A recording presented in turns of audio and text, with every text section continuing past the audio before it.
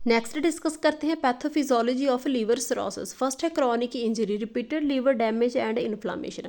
मतलब कोई भी रीज़न हो सकता है कि बार बार, जैसे कोई पेशेंट है वो बार बार अल्कोहल की कंजप्शन बहुत डे बाय डे ज़्यादा करने लगा है, या फिर मतलब जो लीवर है उसको कोई हेपेटाइटिस की इन्फेक्शन हो गया, हेपेटाइटिस सी या वी वायरस, कुछ भी लीवर को डैमेज हुआ, मतलब उसको कोई, मतलब उसको ख़राब होने वाला कोई भी रीज़न मिल गया, तो उससे क्या होगा, फाइब्रोसिस फॉर्मेशन हो जाएगी। फाइब्रोसिस का मतलब होता है कोई भी चीज़ है उसकी ओवर ग्रोथ हो जाना, हार्डनिंग हो जानी, या फिर वो स्कार का रूप ले लेते हैं टिश्यूज़। तो मतलब कोई भी कुछ भी, मतलब वहाँ पे जैसे क्योंकि प्रोटीन होगी, सेल हो गए, टिश्यूज़ हो गए, वो सारे ओवर ग्रोथ हो जाएंगे लीवर में। उसका रिजल्ट क्या होगा, deposition of collagen and extra cellular matrix, जो एक प्रोटीन्स होती हैं जो कि बहुत ही ज़्यादा लार्ज नेटवर्क में इकट्ठी हो जाती है, मतलब वहाँ पे उनकी ग्रोथ होना स्टार्ट हो जाती हैं। उसके बाद क्या स्टेज आती है, लीवर में नड्यूल्स बनने स्टार्ट हो जाते हैं, नड्यूल फॉर्मेशन हो जाती है। मतलब कि इतना सारा फेब्रोसिस हो गया, मतलब कि एक्स्ट्रा टिश्यूज़ हैं उनकी ग्रोथ होगी, लीवर है वो हार्ड हो गया, उससे क्या है फिर नेक्स्ट नड्यूल्स फॉर्मेशन हो जाती है। नड्यूल्स क्या होता है, मतलब ग्रोथ होने लगती है एबनॉर्मल टिश्यूज़ की, a growth of abnormal tissues की। तो इससे क्या है जी, एक लंप सा बना लेते हैं, आप इमेज में देख सकते हो। वो सारे टिश्यूज़ हैं जिनकी एबनॉर्मल ग्रोथ हुई है, वो इकट्ठे होकर एक लंप सा बना लेते हैं, जिसको बोल देते हैं नड्यूल फॉर्मेशन। तो नेक्स्ट क्या होता है, वैस्कुलर चेंजेस, मतलब ब्लड फ्लो में प्रॉब्लम आ जाएगी। तो अगर ब्लड फ्लो में प्रॉब्लम आई, इस सारे मतलब डिस्क्रिप्शन को हम एक वर्ड में ले सकते हैं, जिसको बोल देते हैं पोर्टल हाइपरटेंशन। मेनली क्या होता है, पोर्टल हाइपरटेंशन हो जाती है। इसका मतलब है कि portal hypertension is elevated blood pressure in your portal vein. जो पोर्टल वेन होती है उसमें ब्लड का प्रेशर है, बहुत ज़्यादा बहाव है, वो बढ़ जाता है उसमें, और उसके साथ जो स्मॉल वेन्स होती हैं, इस सारे सिस्टम को बोल देते हैं portal Venus pressure. The portal Venus pressure drain blood from your stomach. मतलब जो पोर्टल वेन होती है वो क्या करती है, वो जैसे कि स्टमक हो गया, इंटेस्टाइन होगी, पैनक्रियाज हो गया, स्प्लीन, इससे ब्लड लेती है और लीवर को पहुंचाती है। ये सारा पहुंचाने वाला सिस्टम किसका फंक्शन होता है, पोर्टल वेन का। तो वो सारा लीवर क्या करता है, वो ब्लड को फिल्टर करता है, then send it back to your heart, वापस हार्ट को दे देता है। पर वो लीवर सिरोसिस होने की वजह से वहाँ पे फिब्रोसिस फॉर्मेशन होगी, कितने सारे जो टिश्यूज़ हैं उनकी एबनॉर्मल ग्रोथ होगी, नड्यूल्स फॉर्मेशन होगी, उससे क्या है, इस ब्लड फ्लो में रुकावट आ जाएगी।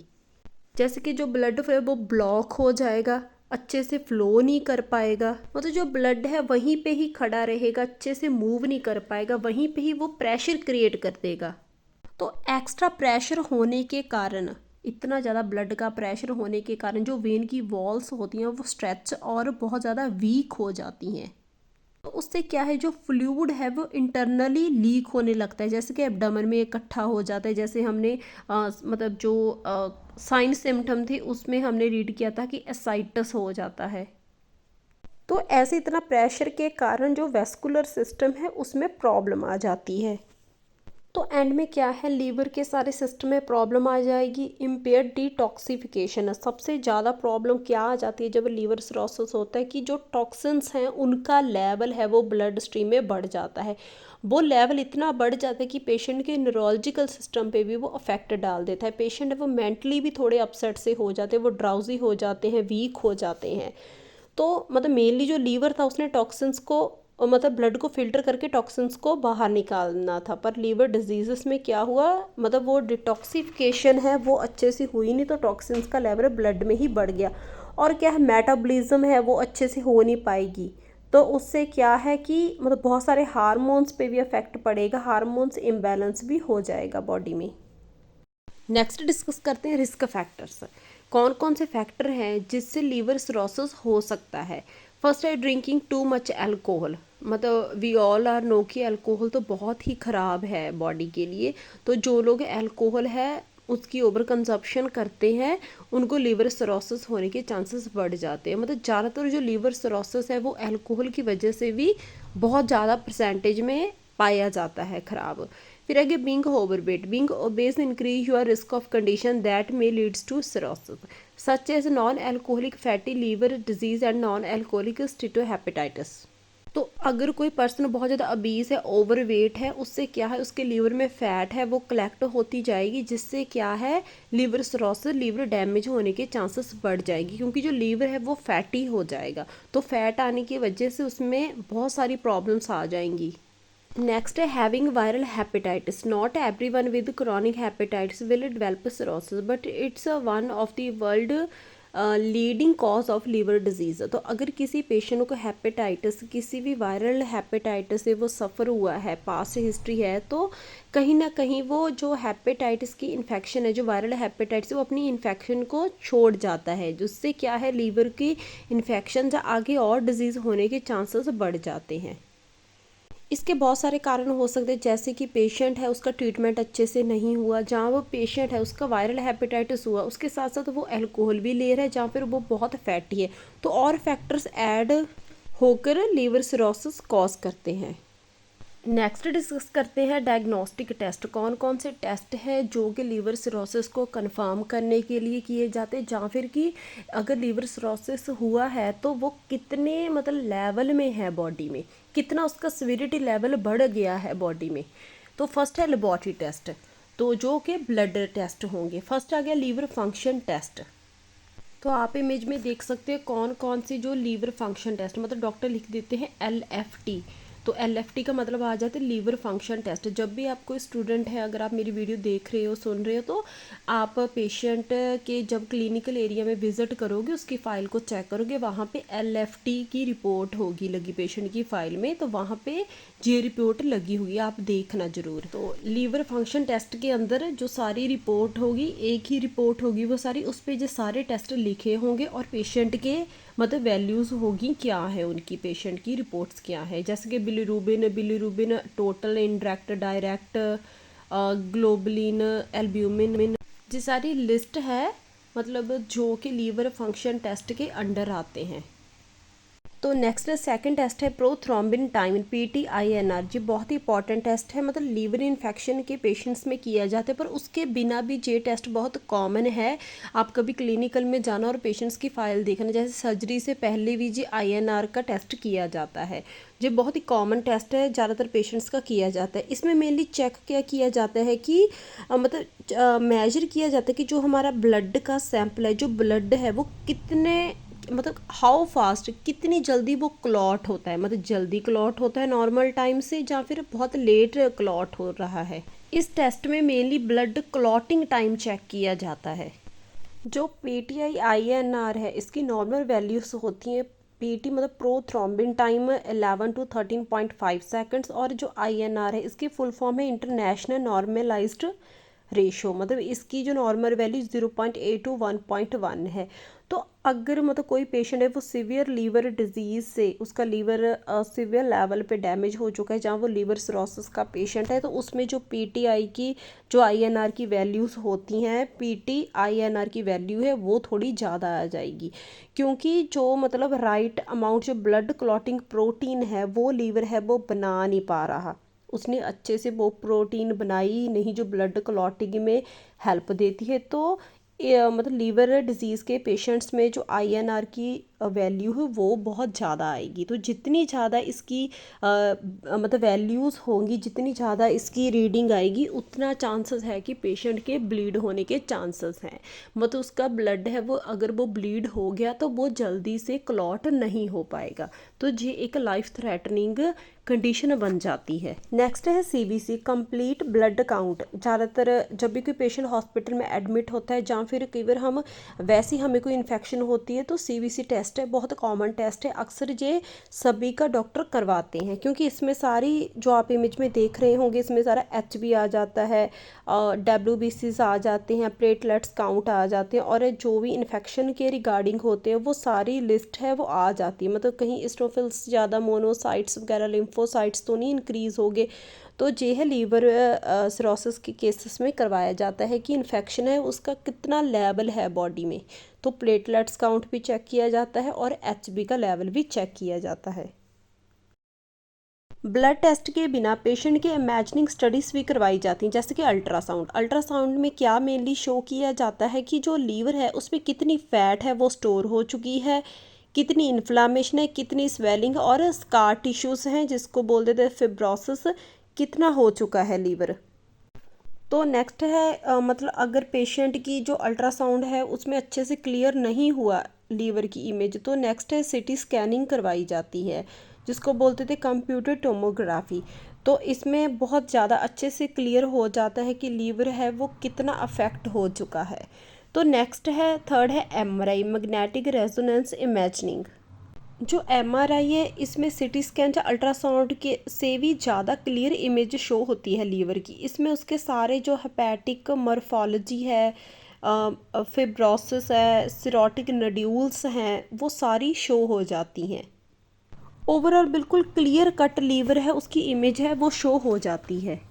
ये डॉक्टर पे डिपेंड करता है कि वो पेशेंट की कंडीशन के अकॉर्डिंग ही उस वो देखता है कि क्या मतलब अगर पेशेंट का ज़्यादा सीरियस नहीं है कंडीशन तो वो अल्ट्रासाउंड से डिटेक्ट कर लेते हैं। अगर पेशेंट की कंडीशन बहुत ज़्यादा ख़राब है तो वो सीटी स्कैन या एमआरआई करवाते हैं।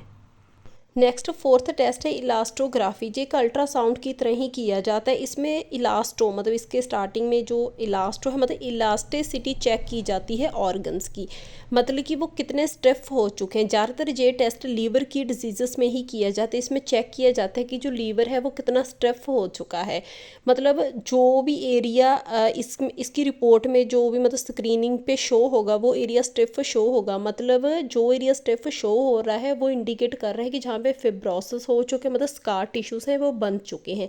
इसकी जो रिपोर्ट होती है वो अल्ट्रासाउंड की तरह ही होती है। तो नेक्स्ट है लीवर बायोप्सी। बायोप्सी का मतलब होता है कि जो एरिया अफेक्ट हो रहा है, मतलब जैसे कि वहाँ पे इन्फेक्शन है, बहुत ज़्यादा इन्फ्लामेशन है, स्वेलिंग है, वहाँ से एक मतलब नीडल के थ्रू उस एरिया से छोटा सा टुकड़ा लिया जाता है। मतलब उसको सीटी स्कैन या एमआरआई या अल्ट्रासाउंड से पहले देखा जाता है कि कौन सा एरिया अफेक्ट है, तो दूसरी साइड से मतलब एक नीडल इंसर्ट की जाती है। मतलब अल्ट्रासाउंड या सीटी स्कैन की हेल्प से सारे एरिया को पहले विजुलाइज किया जाता है और फिर नीडल की हेल्प से वहाँ से एक छोटा सा टुकड़ा लिया जाता है और उसको लेबॉर्ट्री में भेजा जाता है। 5 to 7 डेज़ में उसकी रिपोर्ट आ जाती है बायोप्सी की। ज़्यादातर इस मतलब जो पीस लिया है इस टुकड़े को लेबॉर्ट्री में टेस्ट किया जाता है कि कितना मतलब इन्फेक्शन, किस तरह की इन्फेक्शन है, कौन सा मतलब जैसे कि वायरल इन्फेक्शन या बैक्टीरियल इन्फेक्शन डिटेक्ट करने के लिए, या फिर किसी तरह के वहाँ पे कोई कैंसर तो नहीं बन रहा, तो ऐसे लीवर की बायोप्सी है वो भी की जाती है। ज़्यादातर ये उस स्टेज में की जाती है जब लीवर सिरोसिस की मतलब डे बाय डे है जो लीवर है वो ज़्यादा डैमेज हो रहा है फास्ट। फिर आ गया सिक्स्थ एंडोस्कोपी। जो एंडोस्कोपी जो एक प्रोसीजर है जिसमें कि एंडोस्कोप यूज़ किया जाता है एग्जामिन करने के लिए बॉडी के इनसाइड। जो एंडोस्कोप होता है जो एक थिन ट्यूब लाइक इंस्ट्रूमेंट होता है और इसके आगे लाइट लगी होती है और एक लेंस होता है जिसके थ्रू हम अंदर जैसे कि मतलब पूरा अंदर तक चला जाता है, जैसे कि ओरली ट्यूब डालते जहाँ फिर रेक्टल के थ्रू इसे डाला जाता है और विजुअलाइज किया जाता है पूरी बॉडी को, जैसे कि लीवर को प्रॉपर देखा जाता है। जैसे आप इमेज में देख सकते हो कि जहाँ पे एक मतलब कंप्यूटर भी होता है, स्क्रीनिंग होती है जहाँ पे पूरी वीडियो शो होती है और जो एंडोस्कोप होता है उसको ओरली या रेक्टल के थ्रू अंदर तक भेजा जाता है बॉडी के। इसमें पूरा स्टमक, इसोफेगस, लीवर पूरा मतलब इनसाइड पूरा चेक किया जाता है और उसके साथ साथ वो वीडियो पे देखते रहते हैं डॉक्टर स्क्रीनिंग पे कि कहाँ पे क्या प्रॉब्लम है। नेक्स्ट डिस्कस करते हैं कॉम्प्लिकेशंस। फर्स्ट है मतलब जो पेशेंट लीवर सिरोसिस से मतलब वो सफ़र करते हैं तो उसके साथ साथ उनको और भी क्या किसी और सिस्टम में बॉडी के क्या क्या प्रॉब्लम्स आती हैं, क्या क्या कॉम्प्लिकेशंस आती हैं। फर्स्ट है high blood pressure in the veins that supply the liver. This condition is known as portal hypertension. Cirrhosis slow the regular flow of blood through the liver. This increase pressure in the vein that bring blood to the liver. Portal hypertension के बारे में हमने पहले भी discuss किया था, जैसे कि कॉजेस में या फिर सिम्टम्स में। तो मेनली क्या होता है कि जब सिरोसिस ऑफ लीवर होता है, जब सिरोसिस होता है तो उससे क्या है जो ब्लड फ्लो है, जो वेन लीवर तक ब्लड पहुंचाती हैं उनका जो फ्लो है ब्लड का वो स्लो हो जाता है, जिससे क्या है प्रेशर क्रिएट हो जाता है वेन में। जो पोर्टल वेनस प्रेशर है वो बहुत ज़्यादा इंक्रीज़ हो जाता है, बहुत ज़्यादा वेन्स जो होती हैं उनके अंडर बहुत ज़्यादा प्रेशर है वो बढ़ जाता है। ब्लड का जो फ्लो है वो स्लो हो गया, और स्लो होने के कारण जो ब्लड है वो वहीं पे इकट्ठा होना स्टार्ट हो जाता है। मतलब इकट्ठा होके वो क्या है, जो वेन होती हैं उनमें प्रेशर है वो इतना बढ़ जाता है कि जो वेन्स की वॉल होती हैं वो भी बहुत वीक हो जाती हैं। नेक्स्ट सेकंड कॉम्प्लिकेशन है swelling in the legs and abdomen. ये बहुत ही कॉमन सिम्टम है, जो हम बोल सकते हैं बहुत ही कॉमन कॉम्प्लिकेशन है, जो अक्सर लीवर सिरोसिस जो पेशेंट सीरियस कंडीशन पे होते हैं उनमें देखने को मिलती है। एक तो एसाइटस, एक है अडीमा।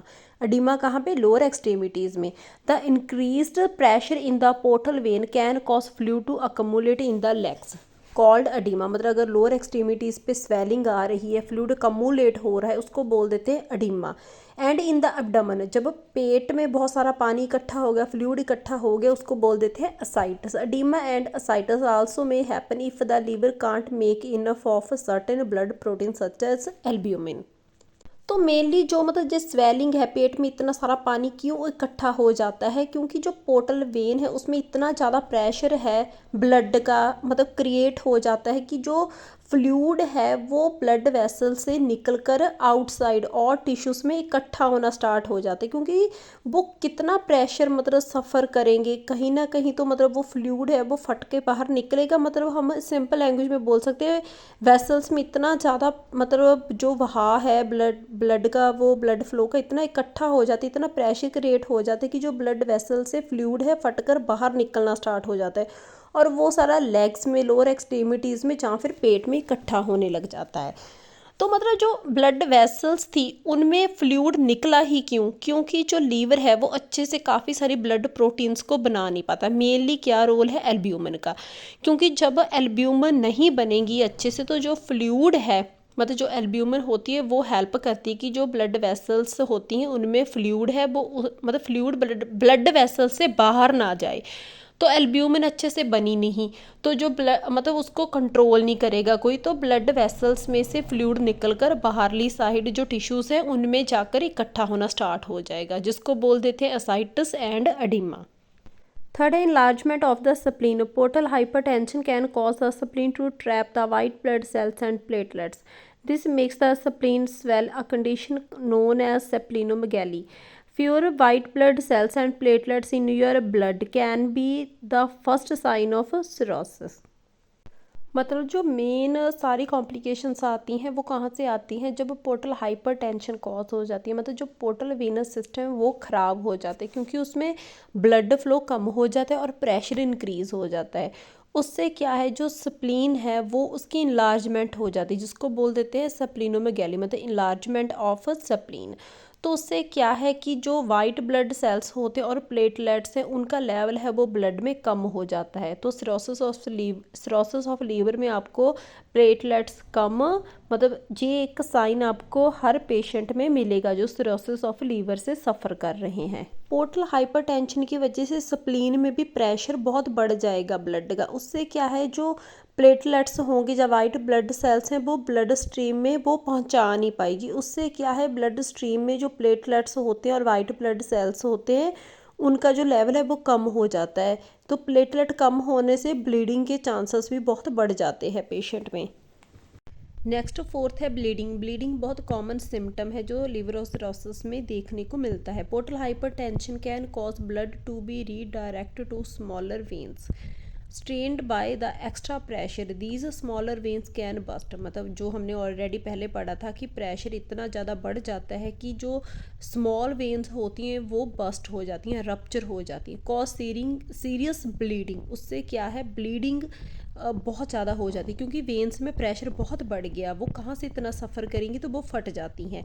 पोर्टल हाइपरटेंशन आल्सो में कॉज इनलार्ज्ड वेन, मतलब वेन्स हैं कई इतनी बड़ी हो जाती हैं, खुल जाती हैं साइज़ में, इतनी स्वेलिंग हो जाती है जिसको वेरिसेस बोल देते हैं। Varices in the oesophagus and stomach, these varices also may leads to life threatening bleeding if the liver cannot make enough clotting factor.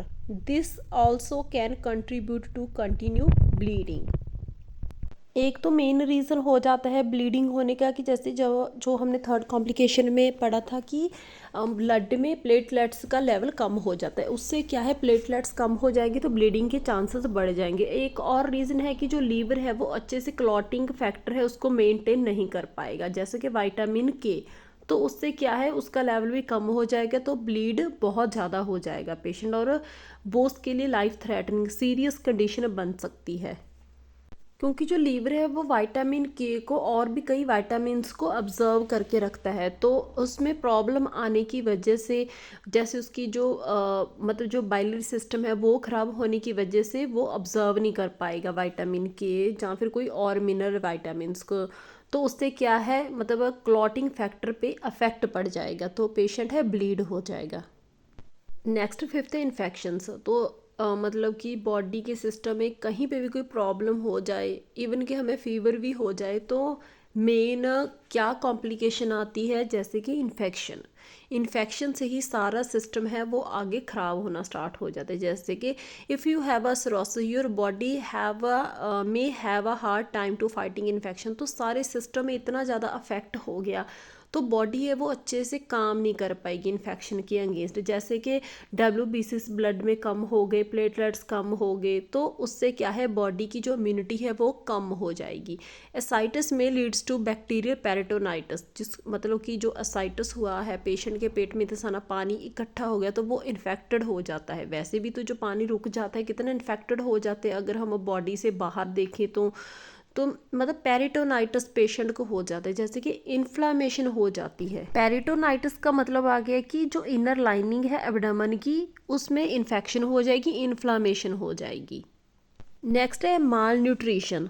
तो मतलब कि कोई भी बॉडी में हमारे किसी भी ऑर्गन में प्रॉब्लम आई, इवन कि हमें फीवर कोल्ड ही हो जाए तो हमें हमारा मन नहीं करता कुछ खाने पीने का, तो जहाँ पे तो लीवर की इन्फेक्शन हुई है। सिरोसिस में make it more difficult for a body to process nutrients leading to a weakness and weight loss. तो जब लीवर सिरोसिस हुआ सारे मेटाबॉलिज्म पे अफेक्ट पड़ गया, जैसे कि प्रोटीन मेटाबॉलिज्म नहीं अच्छे से हो पाई, जो लीवर है वो प्रॉपर न्यूट्रिएंट्स को ऑब्जर्व नहीं कर पा रहा, तो मतलब उससे क्या है, जो इंटेस्टाइन है उसकी भी एबिलिटी कम हो जाएगी कि वो जो न्यूट्रिएंट्स हैं उनको ऑब्जर्व करे, क्योंकि जो पीछे से वाइल का फ्लो है लीवर से वो अच्छे से नहीं हो पा रहा। उससे क्या है, पेशेंट है वो माल न्यूट्रिस्ट हो जाएगा और उसको लॉस ऑफ एपेटाइट हो जाएगी, क्योंकि उसके जो मेन मिनरल वाइटामिन्स है वो ऑब्जर्व नहीं हुए।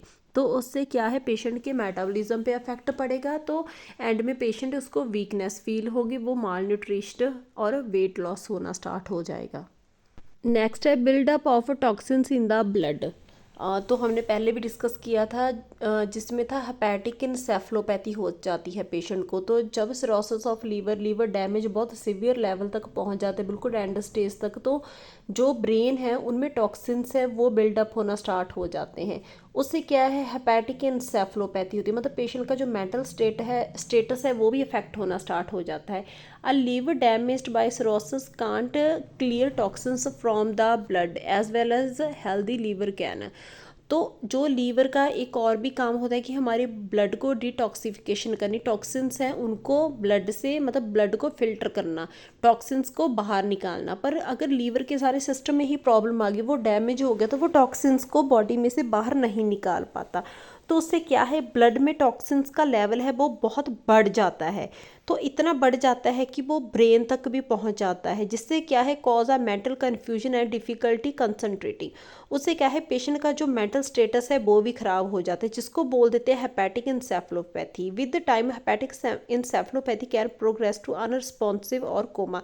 तो धीरे धीरे इतना ज़्यादा अफेक्ट हो जाता है ब्रेन, पेशेंट का न्यूरोलॉजिकल सिस्टम इतना अफेक्ट हो जाता है कि पेशेंट है वो बिल्कुल अनरिस्पॉन्सिव हो जाते हैं, और पेशेंट है इवन कि कोमा में भी चले जाते हैं। मतलब हेपेटिक इंसेफ्लोपैथी का मतलब आ गया कि जो ब्रेन है उसमें प्रॉब्लम आई, हेपेटिक मतलब लीवर की प्रॉब्लम की वजह से जो ब्रेन है, न्यूरोलॉजिकल सिस्टम है वो अफेक्ट हो गया, क्योंकि टॉक्सिन्स का लेवल बढ़ गया ब्रेन में।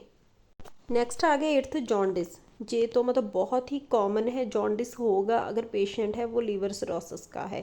Jaundice occurs when the diseased liver does not remove enough bilirubin a blood waste product. मतलब जो ब्लड का वेस्ट प्रोडक्ट है बिलीरुबिन है उसको बाहर निकालता है लीवर। तो अगर लीवर अफेक्ट हो गया तो बिलीरुबिन को बाहर नहीं निकाल पाएगा, मतलब ब्लड में से।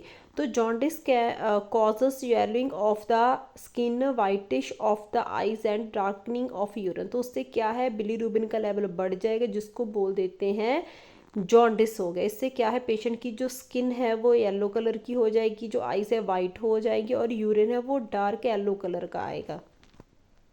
नाइन्थ पॉइंट है bone disease. Some people with cirrhosis lose bone strength and are at greater risk of fractures. तो बोन्स कैसे अफेक्ट होगी, क्योंकि हमने पहले डिस्कस किया था कि जो लीवर है वो अच्छे से न्यूट्रिएंट्स को मतलब कि प्रॉपर जो मिनरल्स है, वाइटामिन्स को ऑब्जर्व नहीं कर पाएगा। तो ऑब्जर्व ना करने की वजह से बॉडी में से कई सारे मिनरल वाइटामिन्स का लेवल कम हो जाएगा ब्लड में।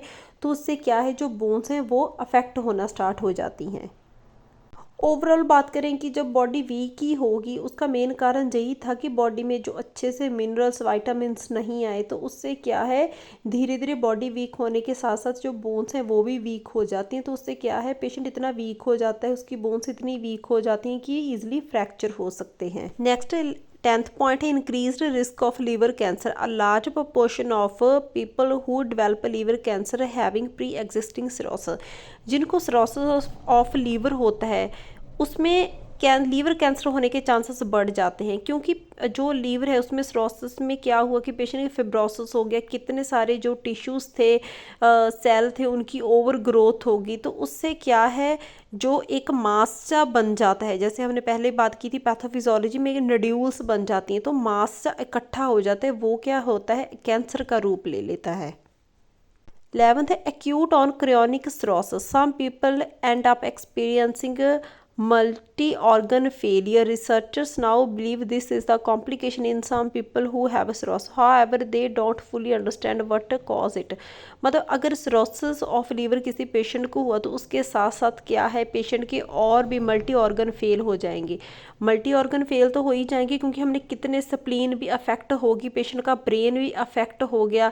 मतलब पेशेंट की जो पेशेंट को एब्डोमेन में भी जैसे कि हमने बात की थी कि पेरिटोनाइटिस हो गया, पेशेंट के एब्डोमेन तक अफेक्ट हो गया, उसके ब्लड में डब्ल्यूबीसीएस प्लेटलेट्स भी कम हो गए। तो ओवरऑल मतलब कि सारा लीवर ने और भी ऑर्गन्स को फेल कर दिया, मतलब मल्टी ऑर्गन फेलियर में पेशेंट चले जाते हैं। तो इस जो लीवर सिरोसिस है, इससे मेन क्या होता है कि पोर्टल हाइपरटेंशन हो जाती है। तो अगर आपसे कोई पूछे कि मेन लीवर सिरोसिस में क्या होता है, पोर्टल हाइपरटेंशन होती है। उससे क्या है, धीरे धीरे सारे ऑर्गन्स हैं वो खराब होना स्टार्ट हो जाते हैं। तो मेन जो सारा चक्कर है वो है पोर्टल हाइपरटेंशन का। पोर्टल हाइपरटेंशन ने ही सारे ऑर्गन्स को धीरे धीरे सिस्टम को खराब करना स्टार्ट कर दिया।